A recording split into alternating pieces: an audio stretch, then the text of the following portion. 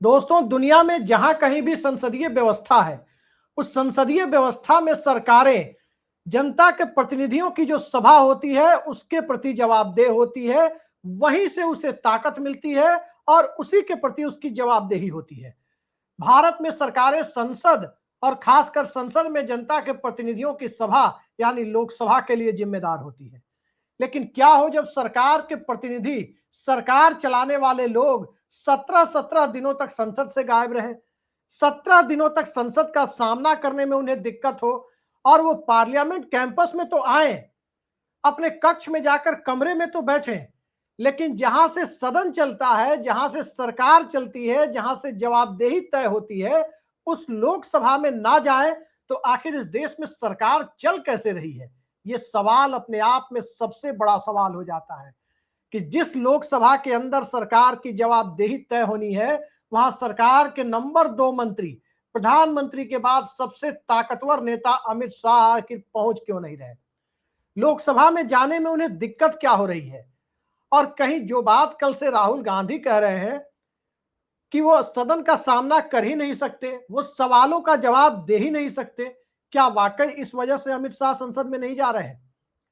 आखिर क्या हुआ उन 3 घंटों में और क्यों वो 3 घंटे अमित शाह के पूरे राजनीतिक करियर पर भारी पड़ते जा रहे हैं? अगर इस पूरे सवाल की विवेचना करनी हो और मौजूदा राजनीतिक परिदृश्य में जिस तरह के हालात में अमित शाह को गुजरात से दिल्ली लाया गया, दिल्ली में उनकी ब्रांडिंग की गई और वो ब्रांडिंग के बाद अब अमित शाह के लिए संसद का सामना करना मुश्किल हो रहा है, उस पूरे घटनाक्रम पर यदि हमें नजर डालनी हो तो सबसे पहले 20 जुलाई के उन 3 घंटों पर नजर डालना जरूरी हो जाता है कि आखिर उस दिन हुआ क्या था। उस दिन जो हुआ था वो लुटियंस दिल्ली के इतिहास में एक बड़ा ही अनोखा मंजर था। लोकतंत्र के इतिहास में इसे कहीं से भी एक अच्छा संदेश जाता हुआ नहीं दिखता है कि शांतिपूर्ण प्रदर्शनकारियों को यदि उपद्रवियों की भीड़ कहा जाए, गोदी मीडिया उन्हें उपद्रवी कहे और दिल्ली पुलिस जो सीधे सीधे गृह मंत्री अमित शाह के नियंत्रण में काम करती है, वो पुलिस पैलेट गन चलाने की हद तक चली जाए, पैलेट गन के छर्रे लगे हुए लोग मीडिया के सामने विपक्षी दलों के द्वारा या अलग अलग संगठनों के द्वारा पेश किए जाएं और इन सब से आगे महिला और लड़कियों के साथ जिस तरह की अभद्रता की तस्वीरें सामने आई, वो तस्वीरें मणिपुर के बाद के दौर में इस देश के लिए एक कलंक गाथा की तरह जो बनती हुई नजर आई। आखिर उसके पीछे जवाबदेही किसकी थी? इसी के लिए तो सदन में अमित शाह के वक्तव्य की डिमांड की जा रही है। संसद के अंदर अमित शाह बोलेंगे तो कब बोलेंगे, क्या बोलेंगे, ये बेसब्री अब बढ़ती जा रही है।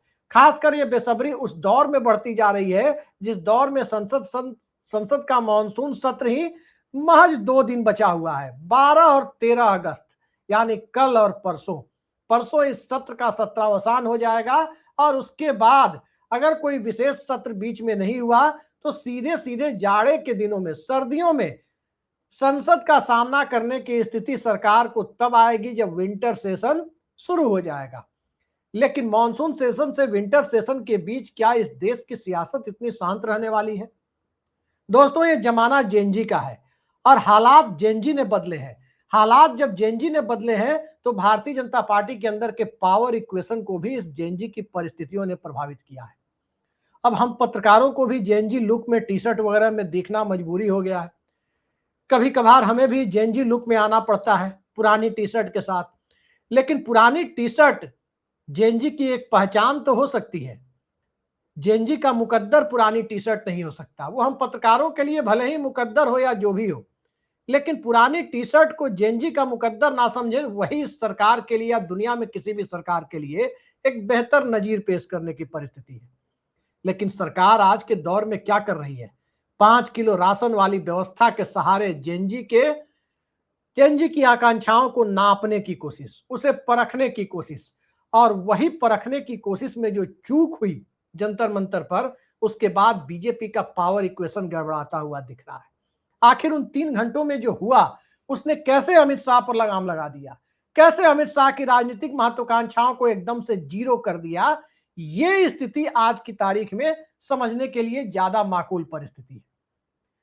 बंगाल के चुनाव में सब कुछ भारतीय जनता पार्टी कर रही थी, यहां तक कि चुनाव कराने वाला आयोग भी लगभग एक तरफा काम कर रहा था, ऐसा विपक्षी दलों का आरोप भी था। और बाहर से जिस ढंग से दूसरे राज्यों के ब्यूरोक्रेट जाकर वहां चुनाव करा रहे थे, कैसे 27 लाख लोगों के नाम वोटर लिस्ट से काटे गए, चुनाव हुआ, वो मंजर पूरे देश ने देखा।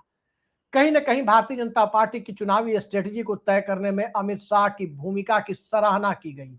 बिहार के अंदर जिस तरह से सम्राट चौधरी को मुख्यमंत्री बनाकर भारतीय जनता पार्टी को पहली बार सत्ता मिली, बिहार को नीतीश कुमार और लालू यादव के ग्रिप से निकाला गया, उसके पीछे भी man of the match Amit Shah माने गए। महाराष्ट्र में जिस तरह का खेल हुआ या कई राज्यों में जो ऑपरेशन लोटस की परिस्थितियां बनी, उन सब के पीछे अमित शाह के दिमाग की दाद दी गई। और तो और झारखंड में जो चल रहा है, उन सब के बीच वहां पर सीबीआई की एंट्री जिस अंदाज में हुई है, उस अंदाज को देखते हुए भी वहां अमित शाह को इस पूरे खेल का चाणक्य माना जा रहा था। लेकिन चाणक्य अचानक जमीन पर कैसे पहुंच गया? सियासत के आसमान पर उड़ती हुई भारतीय जनता पार्टी और उसे उड़ाने वाले अमित शाह अचानक भारतीय जनता पार्टी की महत्वाकांक्षाओं के पर लगने के बीच जमीन पर कैसे पहुंच गए? इस सवाल का जवाब ढूंढना हो तो 20 जुलाई को जंतर मंतर की गतिविधियों और 4 मई को जिस प्रकार से बंगाल में नतीजे आए, उस 4 मई और 20 जुलाई के बीच के 2.5 महीने को देखने की कोशिश करें तो बहुत कुछ एक साथ साफ हो जाता है। एक तरफ जेएनजी के भीतर का गुस्सा पनप रहा था, और वो सिर्फ पेपर लीक से नहीं पनप रहा था, वो पहले से पनप रहा था। लेकिन उसकी गाज अमित शाह पर गिरेगी और भारतीय जनता पार्टी के भीतर अमित शाह एक ऐसे चेहरे के तौर पर सामने आ जाएंगे जिनके बचाव में मजबूरन सुधांशु त्रिवेदी जैसे पत्रकारों जैसे प्रवक्ताओं को खड़ा होना पड़ेगा, अन्यथा कोई बड़ा नेता साथ में खड़ा होता हुआ नहीं दिखेगा। ये कल्पना तो किसी ने नहीं की थी। अब तो वो राजनाथ सिंह भी नहीं दिख रहे, जो आज से 8-10 साल पहले ये कहा करते थे कि मोदी सरकार में इस्तीफे नहीं होते। अब किसी ने नहीं देखा राजनाथ सिंह को ये कहते हुए धर्मेंद्र प्रधान के इस्तीफे के पहले या बाद में कि मोदी सरकार में इस्तीफे नहीं होते। किसी ने भी राजनाथ सिंह को मोदी के और अमित शाह के बचाव में उतरते हुए नहीं देखा। नितिन गडकरी उस स्थिति में नहीं है कि वो खुद का भी बचाव कर सके, क्योंकि वो खुद किस तरह से किस मामले में विवादास्पद बने हुए हैं, ये पूरा देश देख रहा है। बात अमित शाह की है तो उन 2.5 महीने की चर्चा बेहद महत्वपूर्ण है, क्योंकि उन 2.5 महीने के घटनाक्रम ने बीजेपी के अंदर के पावर इक्वेशन को 4 मई से 20 जुलाई के बीच कैसे बदला है, जरा इसे देख लीजिए। 4 मई के बाद बंगाल में किसी तरह से सत्ता परिवर्तन हुआ, बिहार में भी उसके थोड़े ही दिन पहले सत्ता परिवर्तन हुआ था, और उसके बाद कैबिनेट रिशफल की चर्चाएं तेज हो गई कि मोदी मंत्रिमंडल में फेरबदल हो सकता है। उस फेरबदल में अमित शाह कैंप की तरफ से अंदर खाने खबरें भी चलने लगी कि एक उप प्रधानमंत्री की नियुक्ति हो सकती है। उप प्रधानमंत्री की नियुक्ति की खबरों ने कहीं ना कहीं मोदी कैंप को इस एहसास से भरना शुरू कर दिया कि उप प्रधानमंत्री की नियुक्ति से वही मैसेज तो नहीं जाएगा जो 2002 में अटल बिहारी वाजपेयी के द्वारा उप प्रधानमंत्री की नियुक्ति से गया था। उस वक्त लाल कृष्ण आडवाणी की उप प्रधानमंत्री के तौर पर नियुक्ति हुई थी, और उस नियुक्ति ने न टायर्ड न रिटायर्ड जैसे बयानों की परिस्थितियां पैदा की।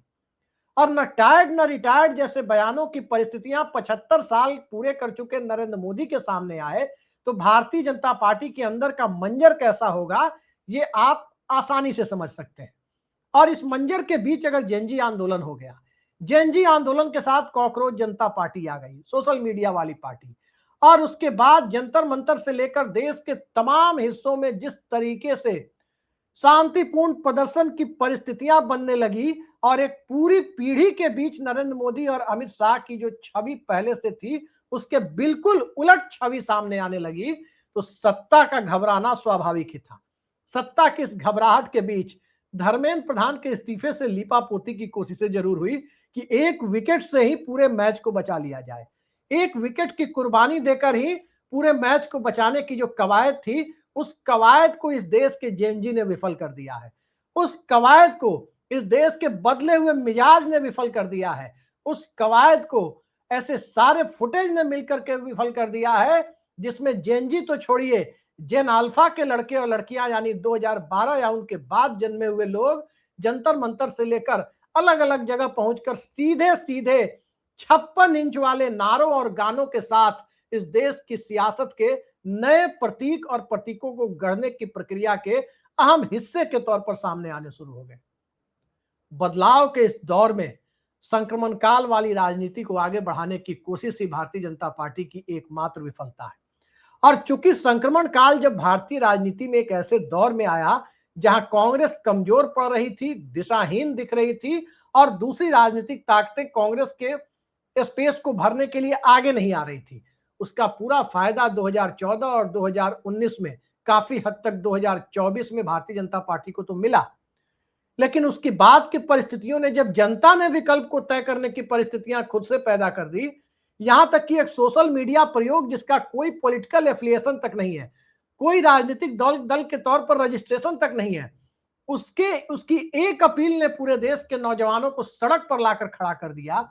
तो उस हालात में आप खुद से अंदाजा लगा सकते हैं कि विकल्प गढ़ने की प्रक्रिया में जनता ने जब कमान अपने हाथों में लेनी शुरू कर दी, जेनजी और जेन अल्फा ने कमान अपने हाथों में लेनी शुरू कर दी, तो स्वाभाविक है कि सत्ता के भीतर धर्मेंद्र प्रधान को मोहरा समझने की जो कोशिश की गई, उस मोहरे के पीछे असली चेहरों को छुपाने की जो कोशिश की गई, अब जेनजी के हाथ उन चेहरों तक पहुंचते हुए दिख रहे हैं।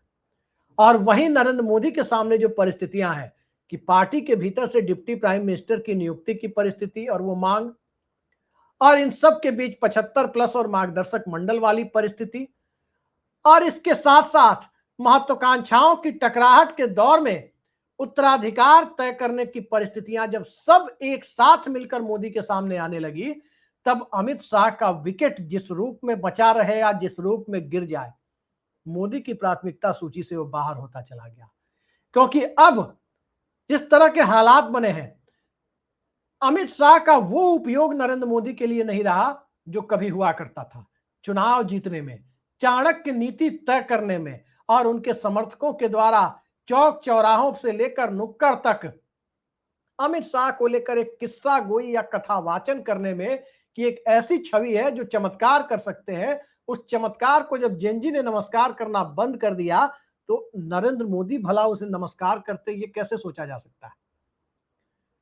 2 दिनों में 2 तस्वीर। 2 दिनों पहले की एक तस्वीर देखिए, उत्तर प्रदेश के मुख्यमंत्री योगी आदित्यनाथ उस दिन दिल्ली बुलाए गए जिस दिन अमित शाह दिल्ली में नहीं थे, और आज कभी मोदी कैबिनेट का हिस्सा रहे और मध्य प्रदेश के विधानसभा अध्यक्ष नरेंद्र सिंह तोमर को दिल्ली बुलाया गया।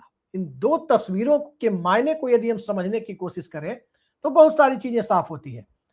पहली, योगी आदित्यनाथ और नरेंद्र सिंह तोमर को दिल्ली बुलाने की परिस्थितियां क्या है?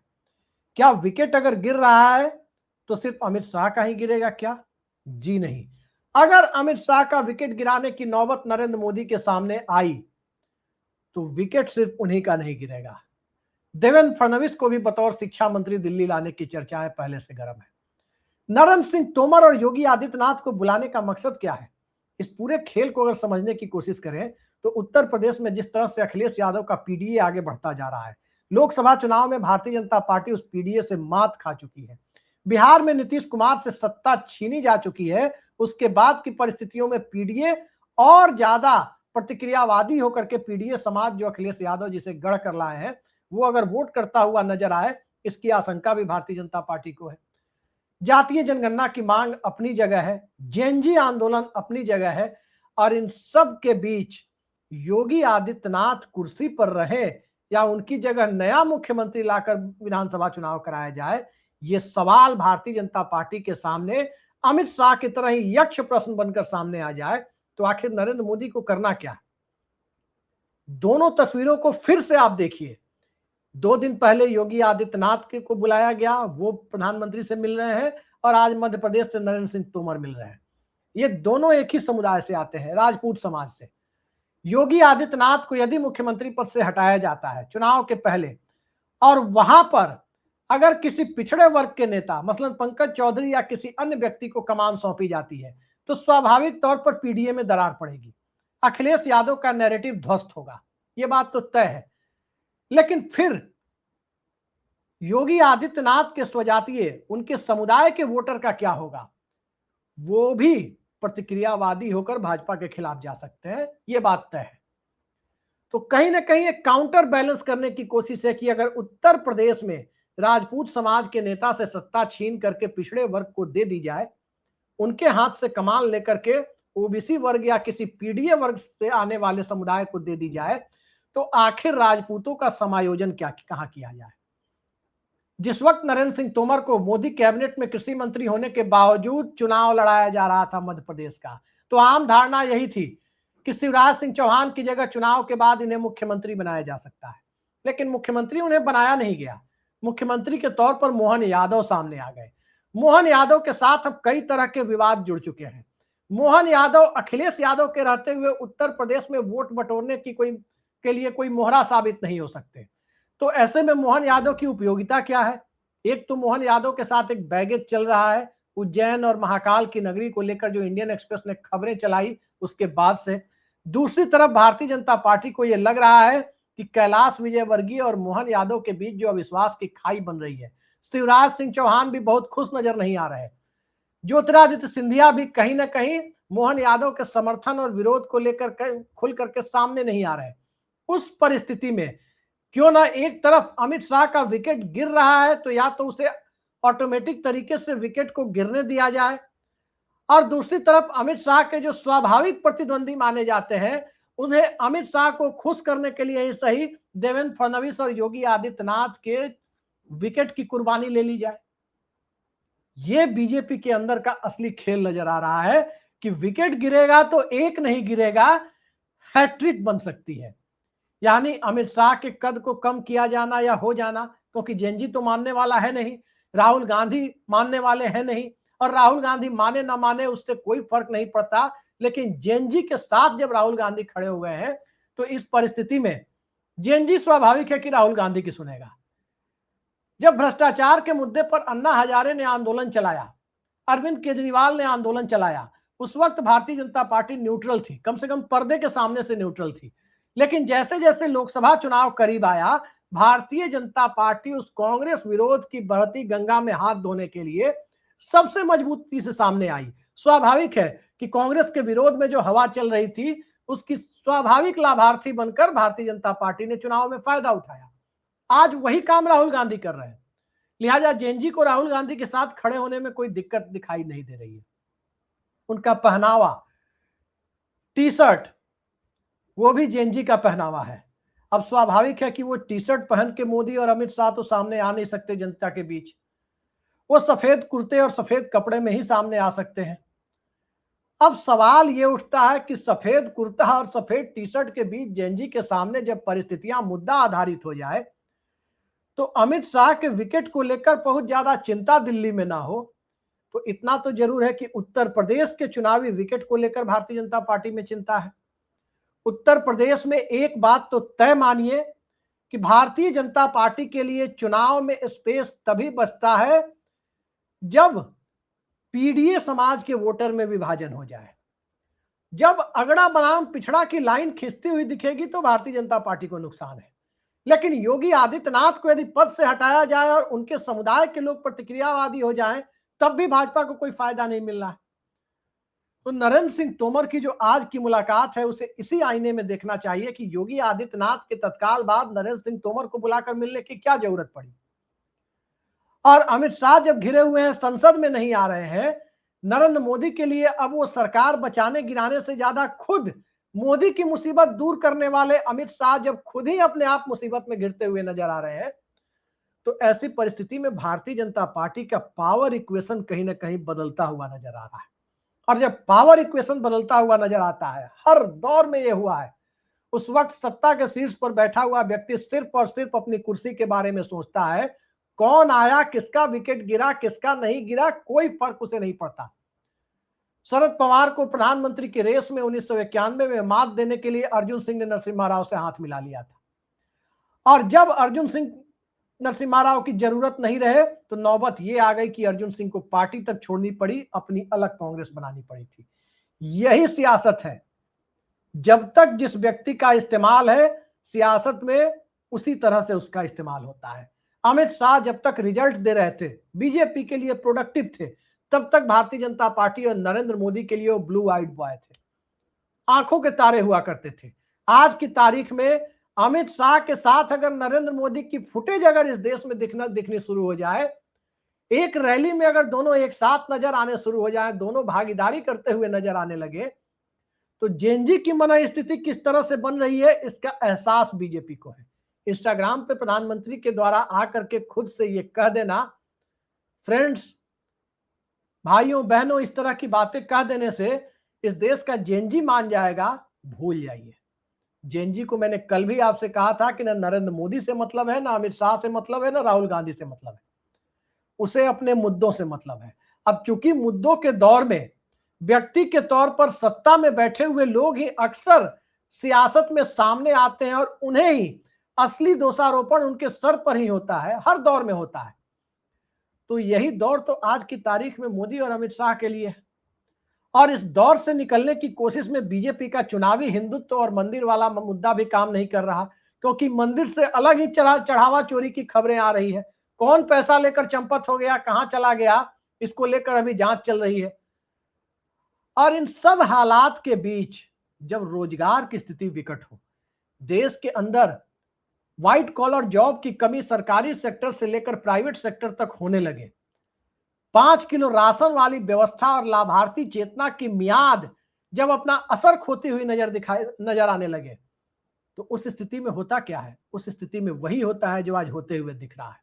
17 दिनों से गृह मंत्री संसद में नहीं आ रहे, क्योंकि वो 3 घंटे 20 जुलाई के उनके ऊपर भारी पड़ रहे हैं। एक छोटा वाकया आपको अंत में याद दिलाता हूं। 17 दिनों से गृह मंत्री संसद में नहीं आ रहे, फिर भी पद पर बने हुए हैं। 7 जून से लेकर 17 जून 2013, 10 दिनों तक भारतीय जनता पार्टी कोटे के बिहार के मंत्री नीतीश कुमार कैबिनेट के मंत्री सचिवालय जाना छोड़ चुके थे। वो अपने मंत्रालय को संभालने नहीं जा रहे थे, कामकाज पर नहीं जा रहे थे, मुख्यमंत्री का फोन भी नहीं उठा रहे थे। अंततः 17 जून 2013 को बिहार के मुख्यमंत्री नीतीश कुमार ने प्रेस कॉन्फ्रेंस कर भाजपा कोटे के उन सभी मंत्रियों को एक झटके में बर्खास्त कर दिया और भारतीय जनता पार्टी से नाता तोड़ लिया था। वो तो महज 10 दिनों से मंत्रालय नहीं जा रहे थे। अमित शाह 17 दिनों से मंत्रालय तो जा रहे हैं, सदन में नहीं आ रहे हैं। तो सदन में जब गृह मंत्री ना आए, सदन में वो बयान न दे, अपने मंत्रालय की जिम्मेदारी उठाने या जिम्मेदारी किसी पर फिक्स करने के लिए तैयार ना हो, तो उस परिस्थिति में जेनजी क्या करेगा? उस परिस्थिति में विपक्ष क्या करेगा? ये सवाल मैं आपके ऊपर छोड़ता हूं। कमेंट बॉक्स में बताएं कि आखिर विपक्ष क्या करेगा। लेकिन दूसरा महत्वपूर्ण सवाल यह है कि अमित शाह के बीजेपी के अंदर हीरो से जीरो बनने की परिस्थितियां जो 3 घंटे में पैदा हुई, वो सियासत के अंदर एक अध्याय की तरह है, एक सीख की तरह है देश की दूसरी पार्टी के नेताओं के लिए। कई बार 3 घंटे सियासत के भारी पड़ते रहे। लाल कृष्ण आडवाणी के लिए भी जिन्ना की मजार पर गए हुए वो 2.5-3 घंटे भारी पड़ गए थे। सब पर सूट बदल के मीडिया के सामने आने की वो 2.5-3 घंटे की घटना भी शिवराज पाटिल पर भारी पड़ गई थी। लेकिन आज सूट नहीं बल्कि सत्ता का कलेवर बदला है। कलेवर इस तरह से बदला है कि संसद की अहमियत सत्ता बहुत ज्यादा समझती नहीं है, और संसद जो जनता के प्रतिनिधियों की सभा है, वो सत्ता के इस कलेवर को बदलने पर आमादा दिखाई देती है। देखते हैं इस कसमकस में अंततः सिकंदर बनकर कौन निकलता है। आज के लिए इतना ही। नमस्कार।